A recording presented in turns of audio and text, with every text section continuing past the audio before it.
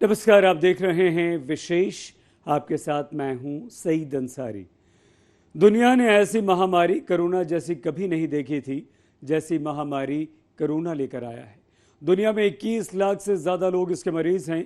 मरने वालों की संख्या हर घंटे हज़ारों में बढ़ जाती है, लेकिन कोरोना महामारी इतनी नहीं फैलती अगर चीन ने इसको छिपाया नहीं होता। जनवरी में ही 6 दिन तक चीन की लापरवाही कहिए या साजिश, उसने जिस तरह से कोरोना को छुपाया उसकी कीमत आज पूरी दुनिया चुका रही है।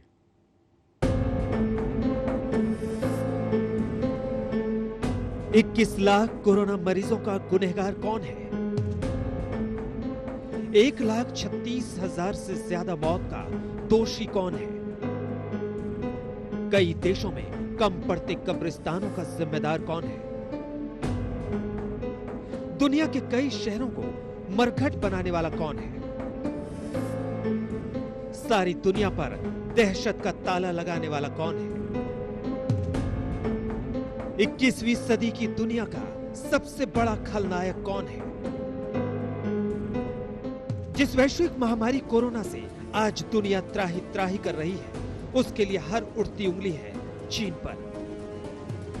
वो चीन है जिसके एक शहर से निकला कोरोना का वायरस आज समूची दुनिया को डस रहा है।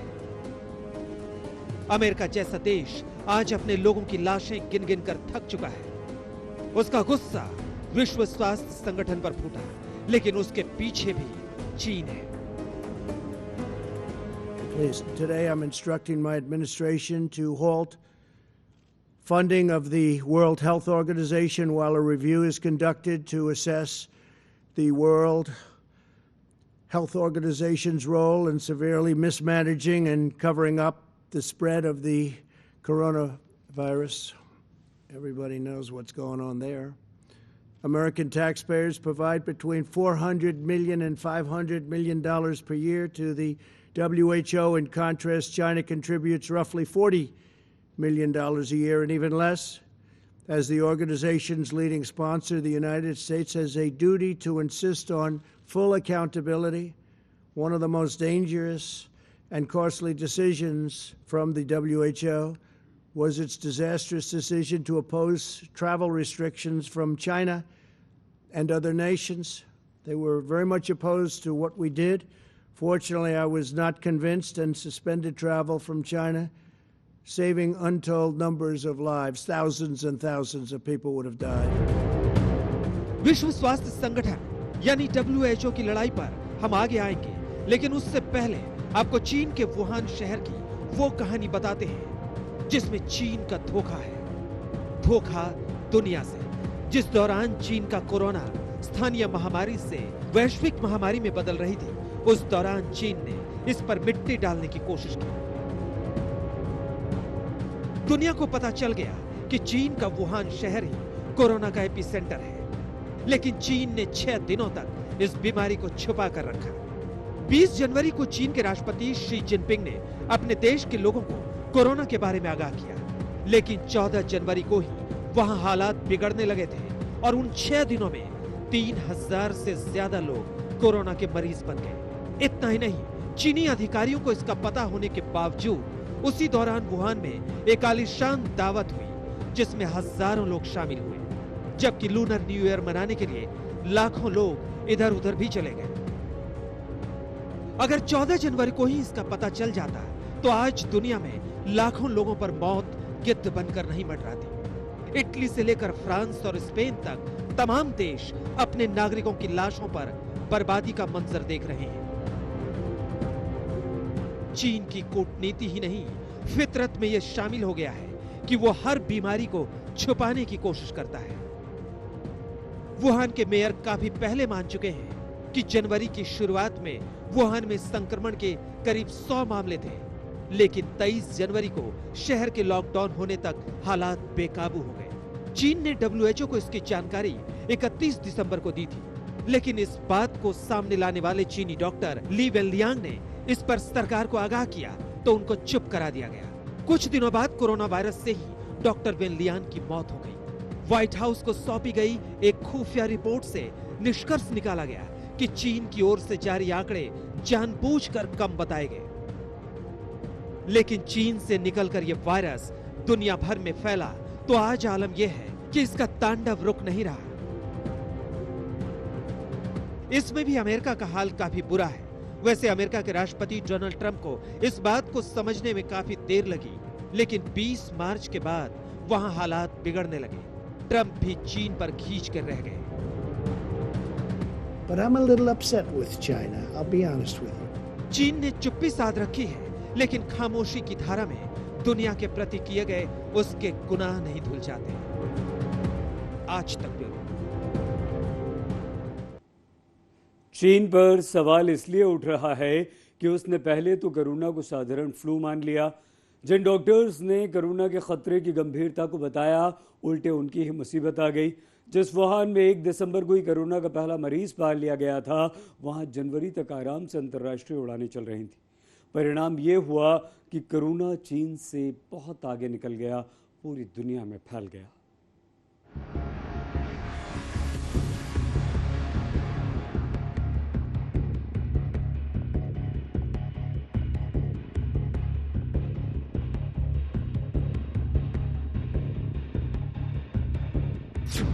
अमेरिका 28,554 मौत, इटली 21,645 मौत, स्पेन 19,120 मौत, फ्रांस 17,167 मौत, ब्रिटेन 12,868 मौत।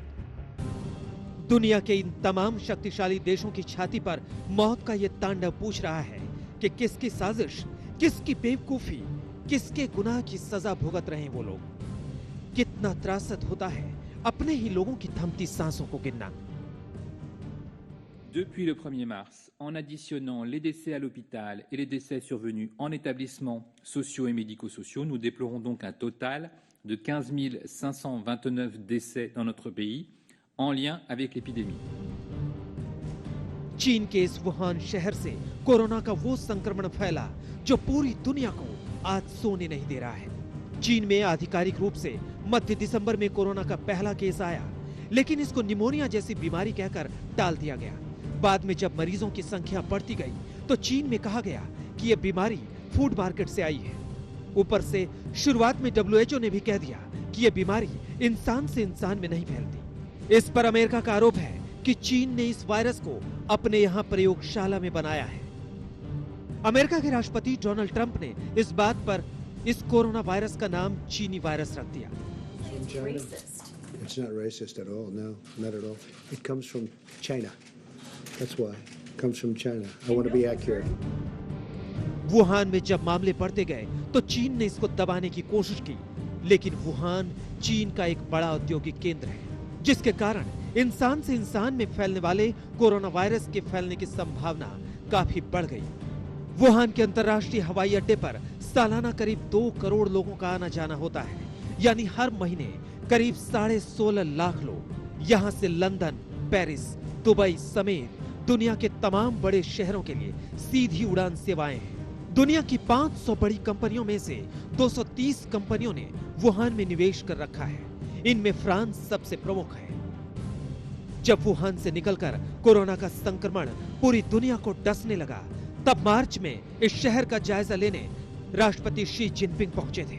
वैसे 23 फरवरी को राष्ट्रपति जिनपिंग ने कहा था, चीन बनने के बाद से यह महामारी सबसे तेजी से फैलने वाली, सबसे ज्यादा लोगों को संक्रमित करने वाली और नियंत्रण करने में सबसे मुश्किल पेश आने वाली है। इसके बावजूद चीन अपने आर्थिक और सामाजिक उद्देश्यों को पूरा करने की दिशा में भी काम करता रहेगा। चीन को अपने आर्थिक उद्देश्यों की पड़ी है, लेकिन दुनिया के सामने उसका एक वायरस यमराज बनकर आ खड़ा हुआ है। आज तक ब्यूरो। कोरोना चीन से निकला, लेकिन कोरोना ने सबसे ज्यादा कहर ढाया अमेरिका पर। इससे राष्ट्रपति ट्रंप की बेचैनी भी बढ़ती गई। ट्रंप ने WHO पर चीन के पक्ष में काम करने का आरोप लगाते हुए WHO की फंडिंग रोक दी, तो इसके पीछे कारण भी हैं। अगर आप चीन में कोरोना के बढ़ते प्रकोप और उस पर WHO की लीपापोती को देखें तो आपको हर बात खुद ब खुद साफ समझ में आ जाएगी।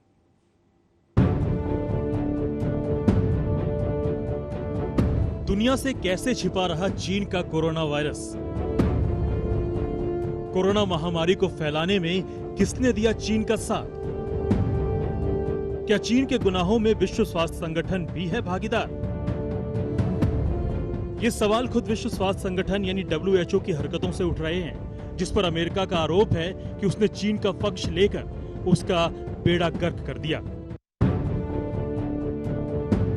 आज WHO पर सवाल उठ रहे हैं तो उसका कारण यह है कि दुनिया में स्वास्थ्य से जुड़ी किसी भी घटना के लिए वो जिम्मेदार है, लेकिन चीन के मामले में उसने लापरवाही बरती, जिससे जंगल में लगी आग की तरह कोरोना का वायरस दुनिया भर में फैल गया।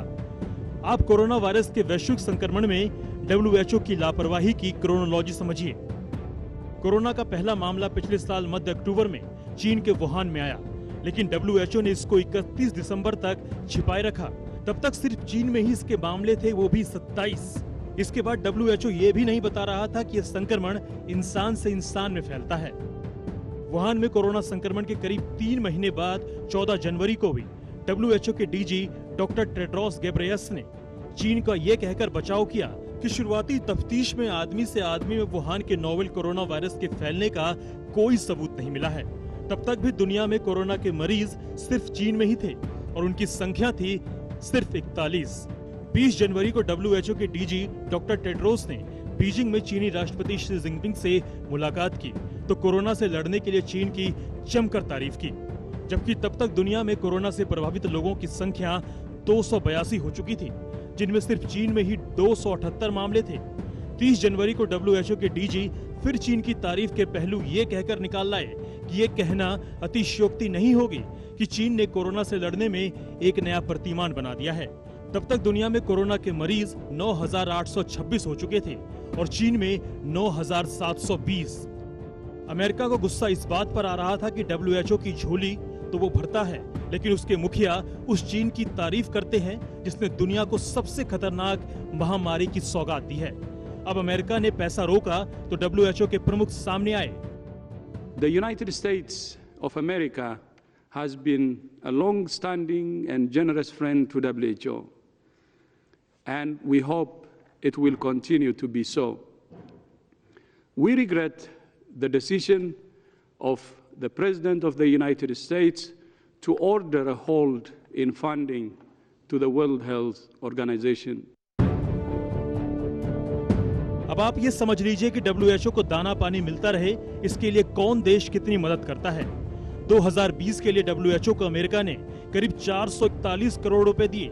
दूसरे नंबर पर चीन ने 219 करोड़ रुपए, तीसरे नंबर पर जापान ने 156 करोड़ रुपए, चौथे नंबर पर जर्मनी ने 111 करोड़ और 5वें नंबर पर ब्रिटेन ने 83 करोड़ रुपए दिए। हालांकि अमेरिका में ये मांग उठ रही है कि चीन की सजा WHO को नहीं मिलनी चाहिए, खासकर ऐसे मौके पर। अगर अमेरिका का पैसा WHO को चलाने में निर्णायक है तो फिर उसके मुखिया डॉक्टर टेड्रोस का चीन की तरफ झुकाव क्यों है? डॉक्टर टेड्रोस ने 3 साल पहले WHO की कमान संभाली थी। टेड्रोस पहले ऐसे अफ्रीकी हैं जो इस पद पर पहुंचे हैं। ये भी कहा जाता है कि उनको WHO का महानिदेशक बनवाने में चीन की अहम भूमिका रही है। इस बार चीन से कोरोना निकला है। 18 साल पहले उसी चीन से सार्स नाम की भयंकर बीमारी निकली थी, जिसको चीन ने निमोनिया जैसा एक मर्ज बताया था, लेकिन तब WHO ने इसको महामारी घोषित कर दिया था। इस बार WHO की सुस्ती पर सवाल उठ रहे हैं। आज तक ब्यूरो। कोरोना की वजह से पूरी दुनिया अपनी जान बचाने में जुटी है, लेकिन चीन का मेडिकल कारोबार तेजी से फल फूल रहा है। कोरोना के कहर के बीच चीन के हेल्थ सेक्टर्स में आया उछाल बहुत सारे सवाल खड़े कर रहा है। क्या चीन ने कोरोना का वायरस इसलिए तैयार किया कि दुनिया भर में वो हेल्थ और मेडिकल सेक्टर में अपने उत्पाद भारी दामों पर बेच सके? भारत ही नहीं, यूरोप के भी बाजारों में कोरोना से सुरक्षा पहुंचाने वाले उपकरण, मास्क और PPE किट की सप्लाई में चीन की उन कंपनियों का बड़ा हिस्सा है जो वुहान में लॉकडाउन के बावजूद शंघाई और बीजिंग से अपना कारोबार कर रही थी।